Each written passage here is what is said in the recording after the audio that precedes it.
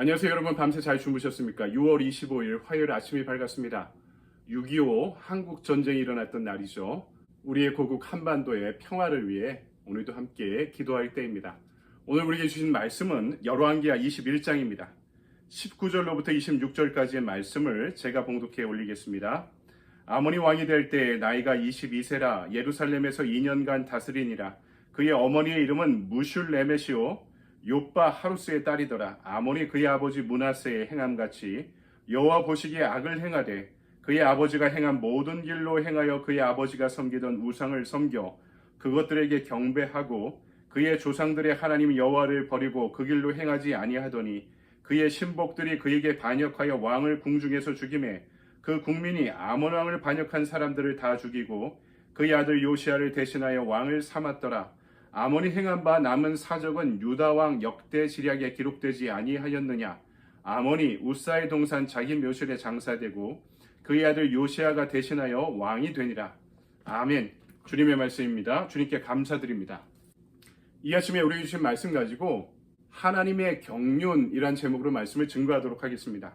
여러분, 우리는 하나님의 일을 돕는 동역자로 살아가고 있습니까? 그분의 일을 막는 방해자로 살아가고 있습니까? 하나님을 믿는 성도로서 하나님의 일을 돕는 동역자다라는 인정을 받고 싶지만 우리는 항상 하나님의 뜻보다 내 뜻에 의해 살아가는 것이 너무나 자연스러운 존재입니다. 그러면 어떻게 될까요? 우리에게 필요한 것이 그래서 하나님의 신실하심에 대한 믿음을 버리지 않는 것입니다. 하나님의 일은 하나님이 반드시 이루시고 행하실 것을 믿는 것입니다. 하나님의 뜻을 세우시고 그 뜻도 하나님이 성취하신다는 것을 믿는 것이 바로 성도들이죠.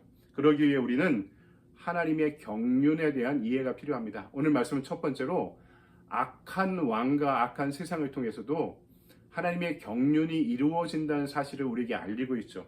오늘 본문은 므낫세의 아들 아몬의 이야기입니다. 여러분이 잘 아는 히스기야 왕, 그 밑에 므낫세 왕이 있고 므낫세의 아들이 아몬이죠. 오늘 본문 20절 그리고 22절은 이 아몬 왕을 한마디로 이렇게 평가하고 있습니다. 아몬이 그 부친 므낫세의 행함같이 여호와 보시기에 악을 행하되 그 부친의 행한 모든 길로 행하여 그 부친의 섬기던 우상을 섬겨 경배하고 그 열조의 하나님 여호와를 버리고 그 길로 행치 아니하더니. 히스기야란 성군 밑에 어떻게 므낫세란 악한 왕이 태어났는지 모르겠는데 그 므낫세의 아들 아몬도 아버지 못지않은 왕이었다, 악한 왕이었다, 이렇게 한마디로 평가하고 있는 거죠. 그런데 이러한 아몬을 그 신하들이 반역하여 구테타를 일으키고 죽입니다. 암살하는 거죠. 우리는 이런 일을 두고 이렇게 생각할 수 있죠. 하나님의 심판이 이들을 통해 이루어졌구나. 그런데 그 다음 장면을 보니까 24절에 그 국민이 아몬 왕을 반역한 사람들을 다 죽이고 그 아들 요시아로 대신하여 왕을 삼았더라, 이렇게 전합니다. 구테타가 그냥 하루아침에 실패한 거죠. 아몬 왕을 반역한 신하들을 국민들이 잡아 죽이고 이 아몬 왕의 아들이었던 요시아를 세우는 거죠. 이 요시아가 히스기야 못지않은 성군으로 이제 자라게 됩니다. 그러면 아몬 왕을 반역한 신하들은 왜 죽은 것일까? 아몬 왕의 죽음이 하나님의 심판이라면 그 심판의 도구로 사용되었던 신하들이 죽은 것도 하나님의 심판인가? 하나님께 이용당한 것인가? 왜 이런 일들이 벌어졌는가? 앞뒤가 좀 맞지 않아 이해되지 않을 때가 있습니다. 성경은 이 신하들이 아몬 왕을 반역한 이유에 대해서 전혀 언급하고 있지 않기 때문이죠. 그냥 이 신하들과 왕 사이에 어떤 갈등이, 심각한 갈등이 있었던 모양입니다. 그리고 신하들은 자기가 원하는 왕을 세우고 싶었던 것이겠죠. 유다에서는 이런 아몬 시대의 반역이 세 번째 반역, 구테타였습니다. 첫 번째는 요아스 시절에 일어난 할머니의 반역이었죠. 자기 아들이, 왕이었던 아들이 죽으니까 이 할머니가 손주들을 다 모아놓고 그들을 다 죽입니다. 요아스만 살아남아서 성전에 6년 동안 지내다가 다시 다윗 왕가가 복원되는 일들이 벌어지게 되었던 거죠.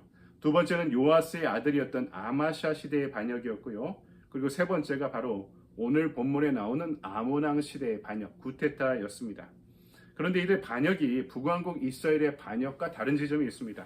그것은 그 반역, 구테타로 인해 왕조 자체가 바뀌지는 않았다는 것입니다. 북왕국에는 왕을 죽이면 왕을 죽인 구테타 친일 세력의 수장이 왕이 되어버립니다. 자기가 스스로 왕으로 등극하는 거죠. 북왕국에는 왕조가 9번이나 바뀌었습니다. 하지만 남왕국의 역사를 보면 요아스를 반역하여 죽였지만 그 아들 아마샤가 왕이 됩니다. 그리고 아마샤 역시 반역으로 죽었지만 백성들이 그의 아들을 왕으로 세우죠. 오늘 말씀도 아몬이 죽을 때도 그의 아들 요시아가 왕으로 등극하게 되는 것을 보게 되는 거죠. 한마디로 이스라엘에서는 반역이 일어날 때마다 왕조 자체가 계속 바뀌었습니다. 9번이나 바뀌었다고 말씀드렸죠. 하지만 남왕국 유다에서는 왕조 자체는 그대로 복원되는 것이 남왕국의 구테타의 성격이었던 것입니다.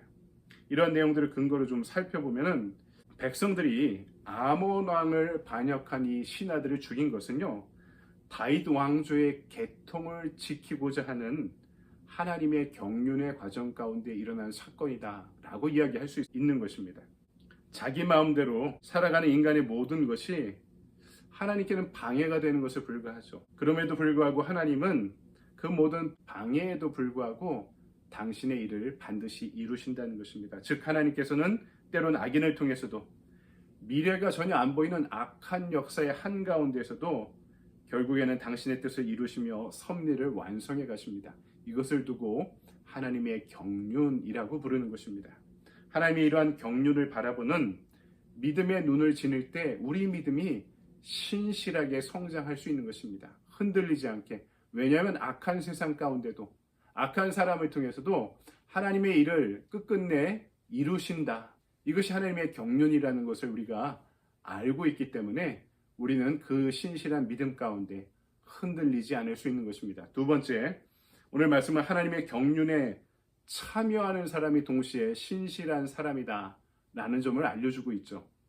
악한 사건을 통해서도 당신의 섭리를 이루시는 하나님의 경륜 앞에서 우리는 감히 우리의 공로를 업적을 말할 수 없습니다. 우리가 하나님의 일을 한다고 했던 모든 일들을 한번 돌아보고 생각해 보십시오. 어쩌면 다 나를 위한 것일 수 있습니다.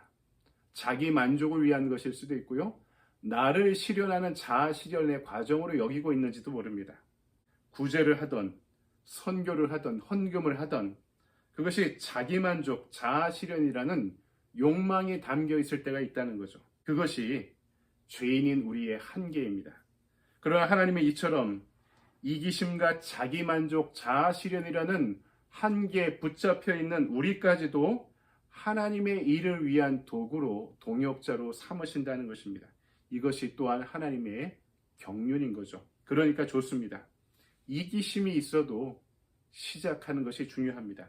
하나님의 영광을 위한 일을 그러다 보면 하나님의 마음을 알아가고 하나님의 사랑과 은혜를 경험해 가면서 좀 더 이타적이 되고 좀 더 하나님의 마음을 품은 동역자로 성장하게 되는 것입니다.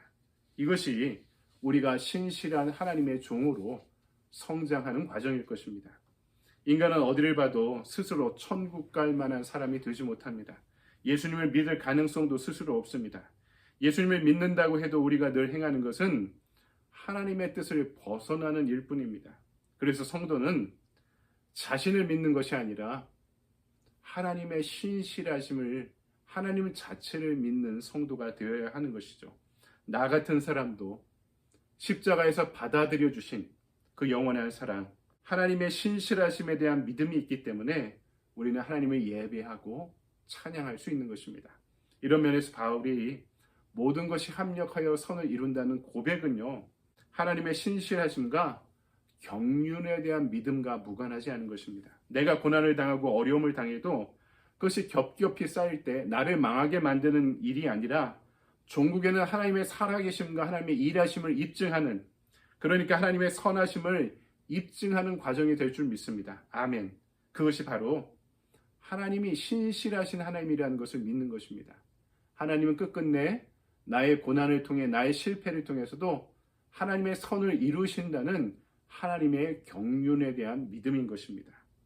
그래서 성도들의 삶은 당장의 현실이 아무리 고난한 상황이라도 선하신 하나님의 뜻이 성취되는 방향으로 내 인생이 나아가고 있음을 믿어야 되는 것입니다. 이것이 하나님의 경륜에 대한 믿음이라고 말씀드렸죠. 하나님의 경륜이 우리 인생을 인도한다는 사실, 그리고 그분이 결코 나를 포기하지 않는 신실한 하나님이라는 사실을 믿는 믿음이 여러분 얼마나 큰 위로가 되는지를 묵상하고 또 경험하는 저와 여러분의 하루가 되길 소망합니다. 아멘. 적용의 질문입니다. 나의 고난 속에서도 악한 세상 속에서도 하나님의 경륜이 이루어진다는 사실이 나에겐 어떤 의미를 지닙니까? 그 가운데에서도 나를 포기하지 않으시는 하나님의 신실하심을 의지하며 살아가는 하루가 되길 바랍니다. 오늘 적용의 질문이었습니다. 하나님의 경륜이 내가 실패할 때도 악한 세상 한가운데도 끝끝내 이루어진다는 것은 우리에게 얼마나 큰 위로가 되겠습니까? 이것이 내 인생의 끝이 아니고 이 나를 통해 부족한 나를 통해서도 하나님이 하나님의 일을 이루신다는 그 하나님의 경륜과 신실하심에 대한 믿음으로 흔들리지 않는 저와 여러분의 하루가 되길 바랍니다. 여러분 오늘도 좋은 하루 보내십시오. 감사합니다.